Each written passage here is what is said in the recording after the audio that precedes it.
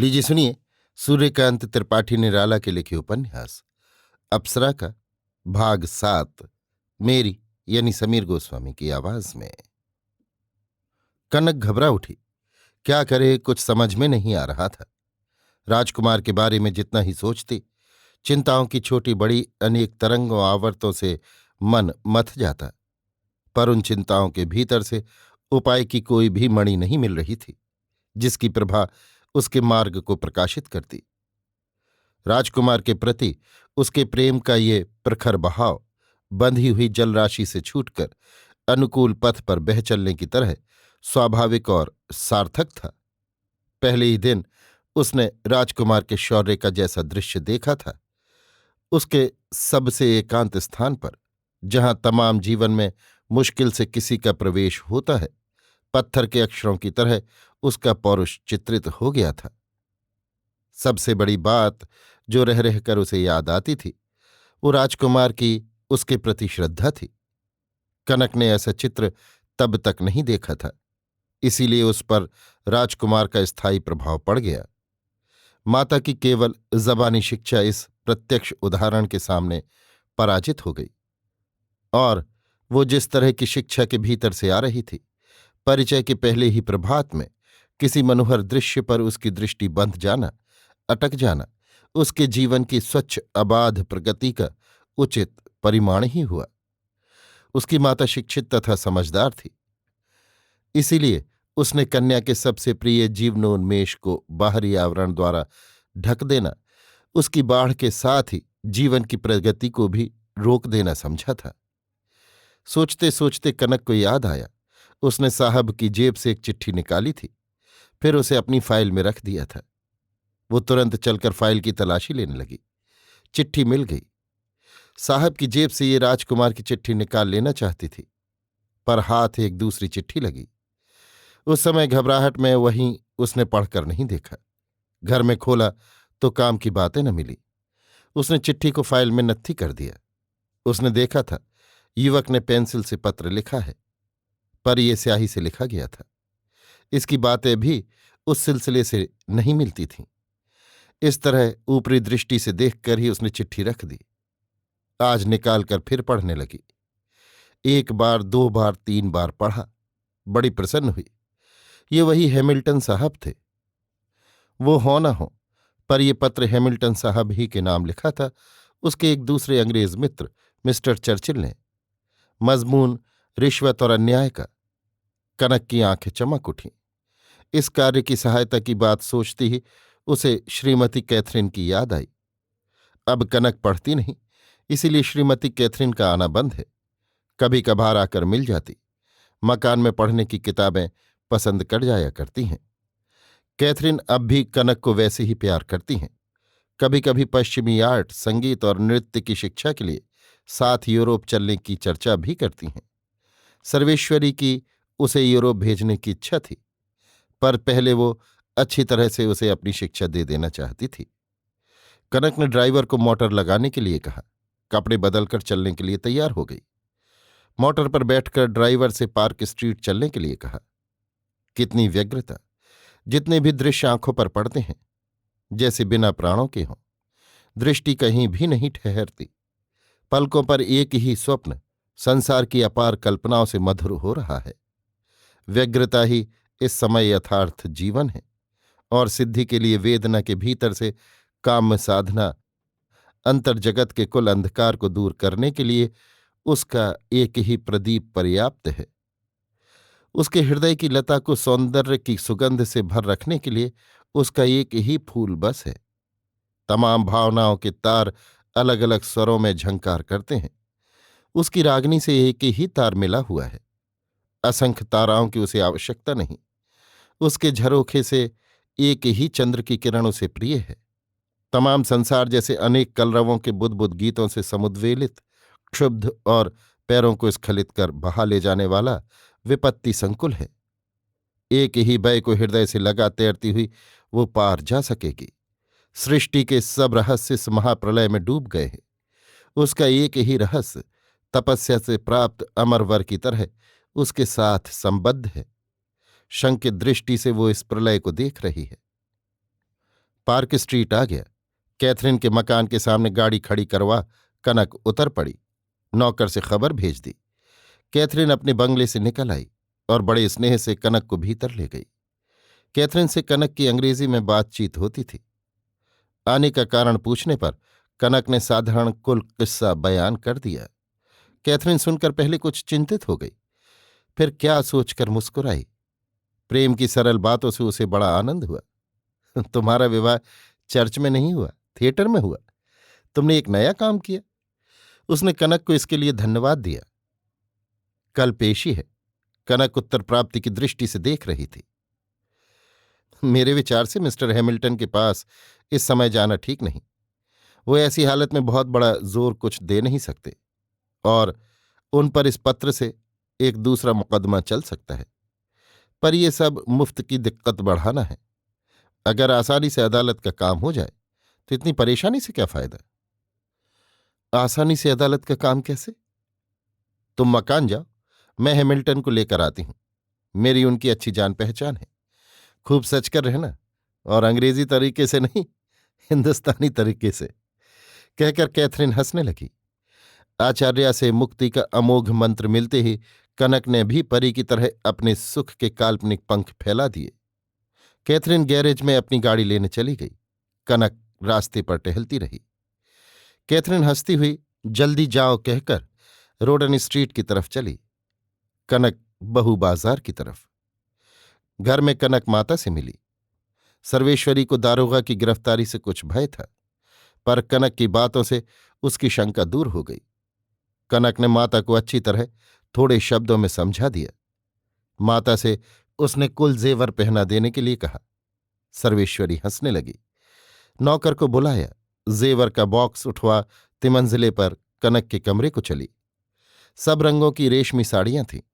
कनक के स्वर्ण रंग को दोपहर की आभा में कौन सा रंग ज्यादा खिला सकता है, सर्वेश्वरी इसकी जांच कर रही थी। उसकी देह से सटा सटा कर उसकी और साड़ियों की चमक देखती थी। उसे हरे रंग की साड़ी पसंद आई। पूछा, बता सकती हो इस समय ये रंग क्यों अच्छा होगा? कनक प्रश्न और कौतुक की नजर से देखने लगी। तेज धूप में हरे रंग पर नजर ज्यादा बैठती है, उसे आराम मिलता है। उस बेशकीमत कामदार साड़ी को निकाल कर रख लिया। कनक नहाने चली गई। माता एक एक सब बहुमूल्य हीरे पन्ने पुखराज के जड़ाऊ जेवर निकाल रही थी। कनक नहाकर धूप में चार दीवारी के सहारे पीठ के बल खड़ी बाहर बालों को खोले हुए सुखा रही थी। मन राजकुमार के साथ अभिनय के सुख की कल्पना में लीन था। वो अभिनय को प्रत्यक्ष की तरह देख रही थी। उन्होंने कहा है, सोचती, मैं तुम्हें कभी नहीं भूलूंगा।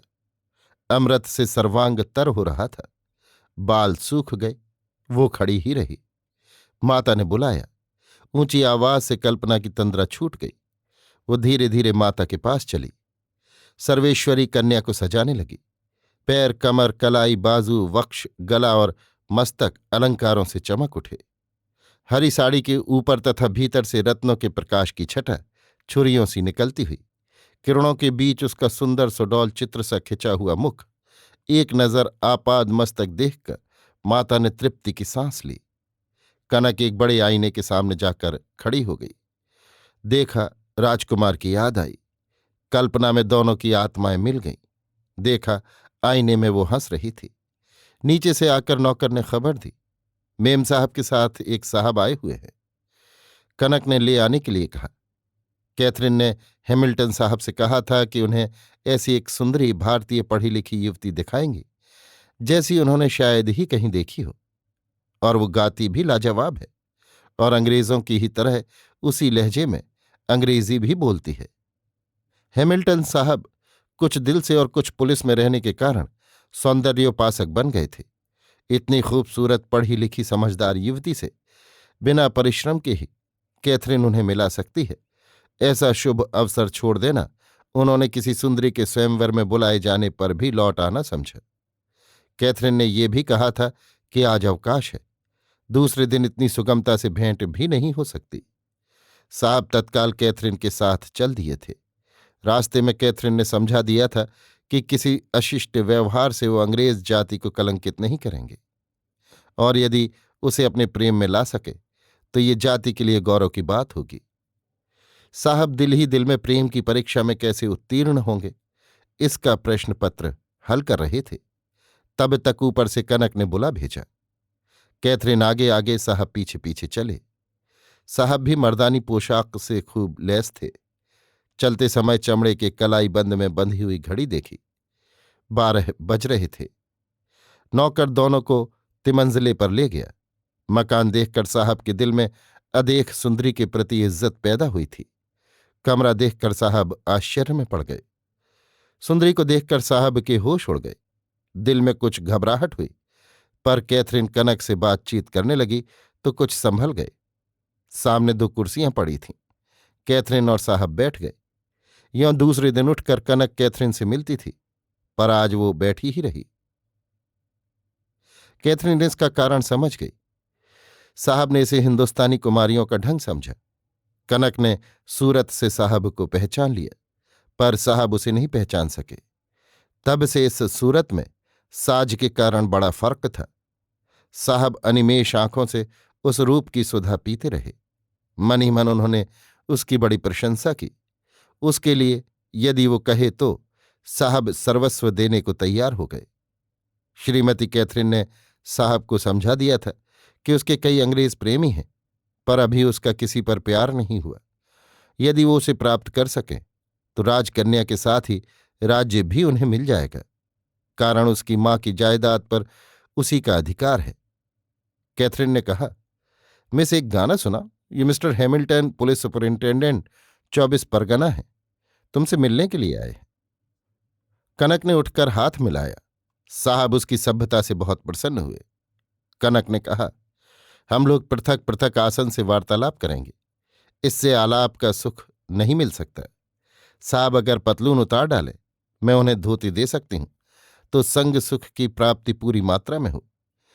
कुर्सी पर बैठकर पियानो, टेबल, हारमोनियम बजाए जा सकते हैं, पर आप लोग यहां हिंदुस्तानी गीत ही सुनने के लिए आए हैं, जो सितार और सुर बहार से अच्छी तरह अदा होंगे, और उनका बजाना बराबर जमीन पर बैठकर ही हो सकता है। कनक ने अंग्रेजी में कहा। कैथरीन ने साहब की तरफ देखा।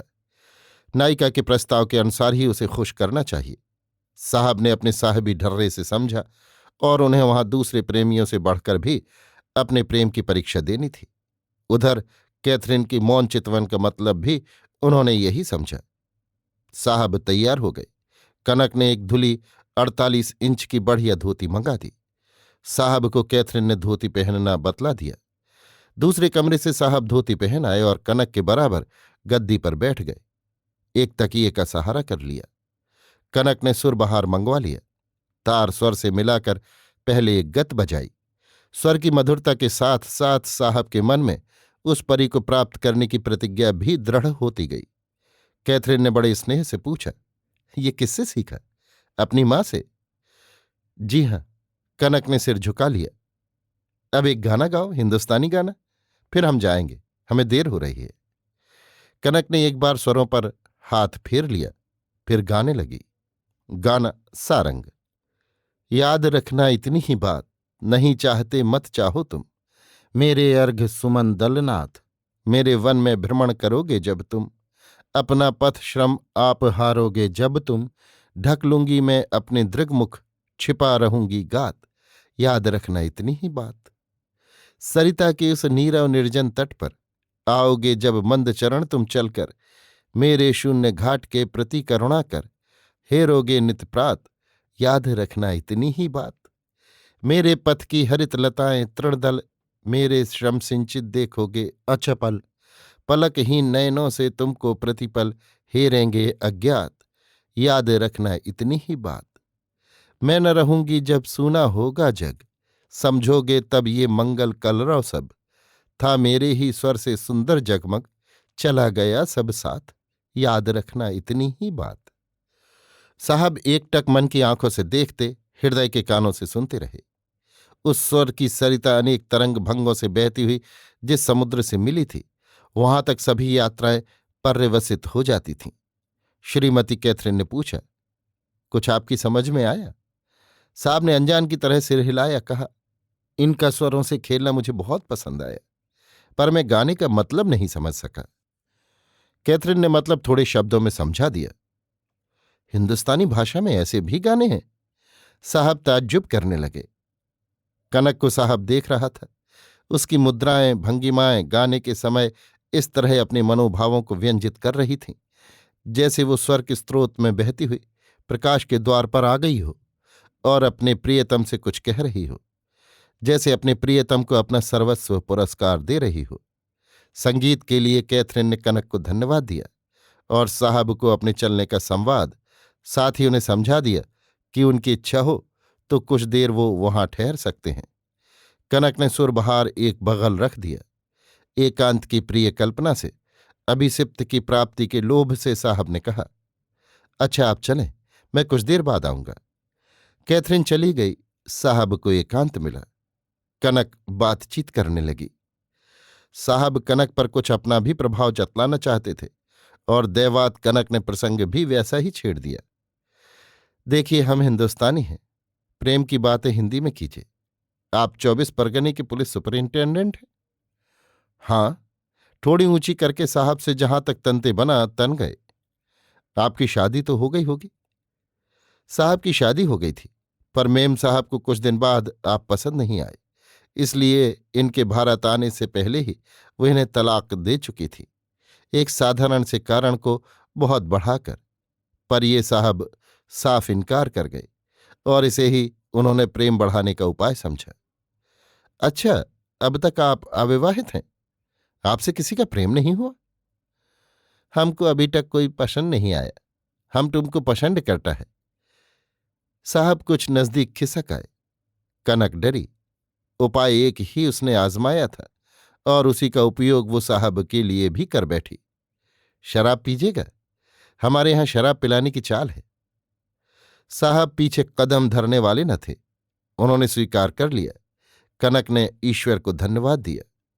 नौकर से शराब और सोडा वाटर मंगवा लिया। तो अब तक किसी को नहीं प्यार किया, सच कहिएगा? हम सच बोलता, किसी को नहीं। साहब को तैयार कर एक गिलास में उसी तरह दिया। साहब बड़े अदब से पी गए। दूसरा, तीसरा, चौथा, 5वें गिलास पर इनकार कर गए। अधिक शराब जल्दी में पी जाने से नशा बहुत तेज होता है, ये कनक जानती थी, इसीलिए वो फुर्ती कर रही थी। उधर साहब को भी अपनी शराब पाचन शक्ति का परिचय देना था, साथ ही अपने अकृत्रिम प्रेम की परीक्षा। कनक ने सोचा, भूत सिद्ध की तरह हमेशा भूत को एक काम देते रहना चाहिए, नहीं तो कहा गया है वो अपने साधक पर ही सवारी कस बैठता है। कनक ने तुरंत फरमाया, कुछ गाओ और नाचो, मैं तुम्हारा नाच देखना चाहती हूं। तब तुम भी आओ। यहां डांसिंग स्टेज कहाँ? यहीं नाचो, मुझे नाचना नहीं आता, मैं तो सिर्फ गाती हूं। अच्छा, तुम बोलता तो हम नाच सकता। साहब अपनी भोंपू आवाज में गाने और नाचने लगे। कनक देख देख कर हंस रही थी। कभी कभी साहब का उत्साह बढ़ाती। बहुत अच्छा हो रहा है। साहब की नजर पियानो पर पड़ी। कहा, देखो, अभी हम पियानो बजाता, फिर तुम कहेगा तो हम नाचेगा। अच्छा बजाओ। साहब पियानो बजाने लगे। कनक ने तब तक अंग्रेजी गीतों का अभ्यास नहीं किया था, पर कविता के यति भंग की तरह सब स्वरों का सम्मिलित विद्रोह उसे असह्य हो गया। उसने कहा, साहब, हमें तुम्हारा नाचना गाने से ज्यादा पसंद है। साहब अब तक औचित्य की रेखा पार कर चुके थे। आंखें लाल हो रही थीं। प्रेमिका को नाच पसंद है सुनकर बहुत ही खुश हुए और शीघ्र ही उसे प्रसन्न कर वर प्राप्त कर लेने की लालसा से नाचने लगे। नौकर ने बाहर से संकेत किया। कनक उठ गई। नौकर को इशारे से आदेश दे लौट आई। धड़ धड़ धड़ कई आदमी जीने पर चढ़ रहे थे। आगंतुक बिल्कुल कमरे के सामने आ गए। हैमिल्टन को नाचते हुए देखा। हैमिल्टन ने भी उन्हें देखा, पर उनकी परवाह न कर नाचते ही रहे। ओ, तुम दूसरे हो रॉबिन्सन? हैमिल्टन ने पुकार कर कहा। नहीं, मैं चौथा हूं, रॉबिन्सन ने बढ़ते हुए जवाब दिया। तितलियों सी मूछें, लंबे तगड़े रॉबिन्सन साहब मजिस्ट्रेट थे। कैथरीन के पीछे पीछे कमरे के भीतर गए। कई और आदमी भी साथ थे। कुर्सियां खाली थीं, बैठ गए। कैथरीन ने कनक से रॉबिन्सन साहब से हाथ मिलाने के लिए कहा। ये मजिस्ट्रेट हैं, तुम अपना कुल किस्सा इनसे बयान कर दो। हैमिल्टन को धोती पहने नाचता हुआ देख रॉबिन्सन बारूद हो गए थे।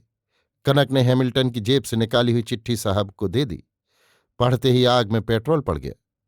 कनक कहने लगी, एक दिन मैं ईडन गार्डन तालाब के किनारे वाली बेंच पर अकेली बैठी थी। हैमिल्टन ने मुझे पकड़ लिया और मुझे जैसे अशिष्ट शब्द कहे, मैं कह नहीं सकती। उसी समय एक युवक वहां पहुंच गया। उसने मुझे बचाया।